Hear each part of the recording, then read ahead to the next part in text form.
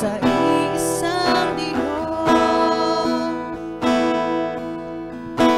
Hinahanap namin kaligtan ng iyong mukha, sumasamo sa iyong pagkilos,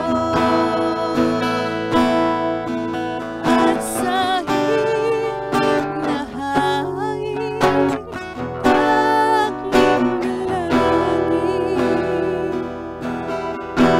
kami katagpuin. Iparanas mo sa amin ang iyong kapangyarihan. Ipamalas mo sa amin ang iyong kalwalhatian, hanggang ang aming kaluluwa'y mapuspos ng lubusan, at sa aming kalagitnaan ay bumaba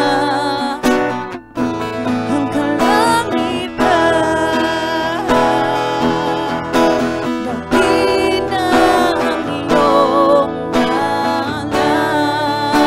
Minsan pa, narito kami, nagpapakumbaba, sumasamba sa isang Diyos. Hinahanap namin kaligtan ng iyong mukha, sumasamo sa iyong pagkilos, at sa himig na hangin tanging dalangin. Kami katagpuin. Iparanas mo sa amin ang iyong kapangyarihan. Ipamalas mo sa amin ang iyong kalwalhatian, hanggang ang aming kaluluwa'y mapuspos ng lubusan, at sa aming kalagitnaan ay bumaba ang kalangitan. Dakina ang iyong ngalan. Iparanas mo sa amin ang iyong kapangyarihan. Ipamalas mo sa amin ang iyong kalwalhatian, hanggang ang aming kaluluwa'y mapuspos ng lubusan, at sa aming kalagitnaan ay bumaba ang kalangitan. Dakila ang iyong ngalan.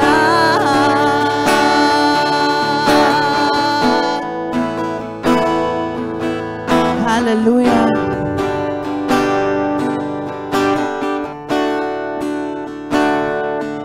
At sa himig na hangin aming dalangin, kami katagpuin. Come on, let us tell it to the Lord of Jesus Christ. Na hangin aming dalangin, kami katagpuin. Say it for the last time with all your heart. At sa himig na hangin aming dalangin, kami katagpuin. To God be all the glory, honor, praise, and highest adoration. And everybody agree and say amen and amen. Hallelujah. Di na po natin patatagalin pa. Let us all welcome the exhorter for tonight, Sister Sheilaline Lazada.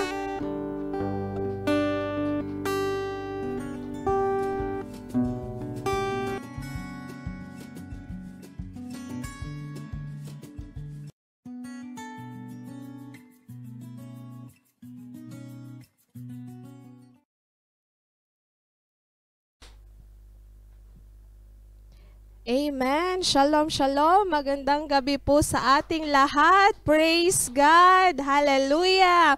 Thank you, Lord. Thank you, Jesus. Thank you, Holy Spirit, for our 5th day. Amen. 5th day sa ating 40 days of powerful prayer and fasting. Hallelujah. So, praise the Lord. Ngayon po, gabing ito, ang atin pong title sa ating Rhapsody of Realities is He Became Us on the Cross. So yesterday, napag-usapan at napag-aralan po natin na supremacy, amen, of God's righteousness in our life. Amen. So naintindihan natin na ang righteousness pala ni Jesus, which is perfect, amen, ay imparted na sa atin. So the righteousness of Jesus displays in our life. Amen. So for tonight po, ang atin pong verse is 1 Peter chapter 3 verse 18. Let me read it in NLT version. Christ suffered for our sins once for all time. He never sinned, but He died for sinners to bring you safely home to God. He suffered physical death, but He was raised to life in the Spirit. Amen. So has it really dawned on you that Jesus Christ was crucified for us? Amen. Naintindihan na po ba natin fully na kaya ang reason kung bakit na-crucify si Jesus on the cross was because of our sins. Amen. And because of His great love for us, amen, He has given His own life for us. Amen. He actually became us on the cross. Hindi lang po niya basta inako yung ating mga kasalanan, kundi pinalitan po niya tayo sa cross. Amen. Di ba po, tayo ang nagkasala. So dapat tayo rin po yung magsasuffer ng consequences ng ating mga kasalanan, which is, sabi sa Bible, is death. Amen. Sabi sa Bible, for the wages of sin is death. Amen. And yung death na yon, ang tinutukoy nun is yung eternal na separation from God. Amen. So, hindi na natin yon mararanasan. Amen. Because Jesus substituted us on the cross. Amen. Hindi lang po niya tayo basta ni-represent. Amen. Di ba po dito sa mundo, kapag meron kang halimbawa case sa court, the lawyer will represent you. Pero kung ano yung magiging result ng case, kung ano yung magiging decision ng judge, it is you who will face the result. Amen. But here, what Jesus did, He didn't just represented us, but He substituted us. Amen. Jesus was our sin bearer and thus was made sin, meaning that we were literally on that cross when Jesus was crucified. Amen. In the eyes of God, habang si Jesus ay nandoon sa cross, crucified because of our sins, in the eyes of God, tayo yung nandoon. Amen. He wasn't only our representative, He was our substitute. Our sins were laid on His Spirit. He took our nature and took our place. Amen. So ano po yung good news dito? There's the legal aspect and there's the vital aspect. He was legally your representative and vitally you on the cross. Amen. So ano po yung implication nito? If He took your place and nature, it means na you now have His place and nature as well. Amen. He took your place so that you might take His place. Amen. Therefore, since He was sinless, that means you have His sinless nature. Amen. So tayo po, hindi na tayo nabubuhay, hindi na tayo the power of sin has no longer on us. Amen. The sting of sin and death has no more power over us. Amen. Now you can understand why the Bible says in 1 Peter 2:9, sabi po doon, but you are a chosen generation, a royal priesthood, a holy nation. Amen. Paano nasabi ng Bible, ng Word of God, that we are holy nation? Dahil Jesus took away all our sins. Amen. It is the result of the sacrifice and substitutionary work of Jesus Christ in our behalf. He took our sin nature and made you holy. Amen. Sabihin natin sa ating mga sarili, I am holy. Amen. Praise God. So now you can live a holy life. Amen. Praise God. So tayo po hindi na nabubuhay sa kasalanan. Amen. We have now the capability, the ability, amen, na mamuhay in a holy, in a holy life. Amen. Magkaroon ng holy life. Sabi sa Ephesians chapter 2 verse 4 to 6, it says, but God, who is rich in mercy, hath quickened us together with Christ, and hath raised us up together, and made us sit together in heavenly places in Christ Jesus. Praise God. So, binigay niya po sa atin yung place niya ng glory, amen, yung dominion, yung power, yung honor, and majesty, amen. Lahat po tayo ay partakers na ng divine nature ni Jesus, amen. So today, you are as righteous as Jesus is righteous, amen. You have the same life with Him. Sabi nga po sa 1 John chapter 5, 11 to 12, and this is the record that God has given to us eternal life, and this life is in His Son. He that hath the Son hath life, and he that hath not the Son of God hath not life. Amen. So, ibig sabihin, so since we have Jesus Christ in our life, we have eternal life. Amen. So, praise the Lord. Hallelujah. Ang ganda po ng message ng Lord para sa atin ngayong gabi. He became us on the cross. Praise God. Hallelujah. Sige po, tayo po ay mag-pray. Hallelujah. Dear Father, hallelujah, we praise you, we glorify you.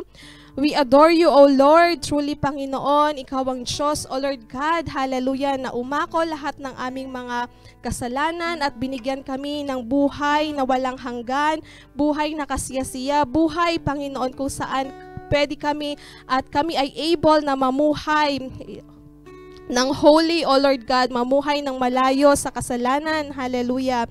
Dear Father, we thank you for the sacrifice and substitutionary work of Jesus in our behalf, for which the righteousness of God has been imparted to our spirit. Now we have been justified by faith and ushered into a life of peace with you through the Lord Jesus Christ, with dominion over sin and circumstances. Hallelujah. Thank you, Father God. In Jesus' mighty name, we pray. Amen and amen. Praise God. Hallelujah. So sa mga nag-aaral po ng Bible, amen, 1 year and 2 year, ang reading po natin ngayon is Mark 11:1-6 at number 16-17. Sa mga naka 2 years naman po, Acts 24:10-21 and Psalm 57 and 58. Happy reading po sa ating lahat. And we thank the Lord for the life of Pastor Chris Oyakhilome. Maraming salamat sa kanyang buhay na patuloy na ginagamit ng Lord na daluyan ng wisdom, amen, divine wisdom para maabot, amen, ang mga revelation na ibinibigay niya ng Diyos sa kanya makarating sa atin. Amen. Salamat din po sa mga nanonood araw-araw tuwing umaga, 6 a.m. at 8 p.m. Hallelujah. Salamat sa inyong mga buhay. Continue to share po ang ating Facebook Live para marami po ang maabot ng salita ng Diyos. See you po tomorrow at the same time, 6 a.m. and 8 p.m. for the day 6. And we declare that nawala ng mga technical problem, amen, sa Facebook, sinasaway natin in the mighty name of Jesus. Salamat po sa ating lahat. To God be all the glory, honor, and praises in Jesus' mighty name. Amen.